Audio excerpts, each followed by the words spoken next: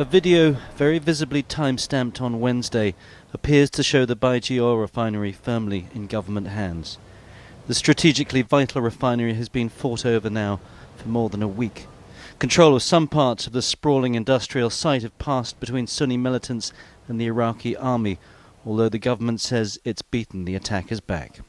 We continue to affirm that Baiji refinery is under the control of brave security forces represented by the counter-terrorism troops, elite troops and also troops of Saladin Operation Command, Ministry of Interior and volunteers.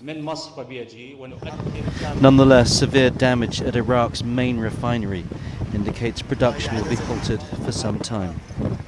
Elsewhere to the north of Baghdad, the Iraqi army appears to be making limited gains.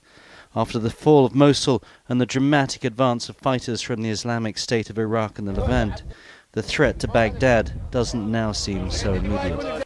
With the first US soldiers arriving in support of their allies, morale could be picking up. And Prime Minister Nouri al-Maliki looked on firmer ground too as he welcomed British Foreign Minister William Hague to Baghdad. But surprisingly, Mr. Maliki has said he was happy to see Syrian jets hitting militant positions inside Iraq, a statement that's likely to further alienate Sunni tribal leaders. Despite being asked by John Kerry to form a government that includes both the Sunnis and the Kurds, Mr. Maliki may now feel his best chance of support is with the Syrians in the west and, more importantly, the Iranians to the east, neither of whom are going to ask him to share power in Iraq's new government. And more refugees heading to the sanctuary of Kurdistan. The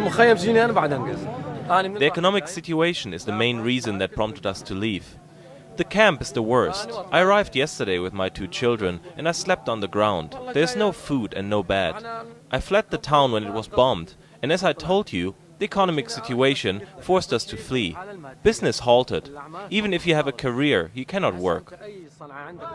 Those shortages are being felt all around Iraq as the number of displaced people climbs to just under 1 million.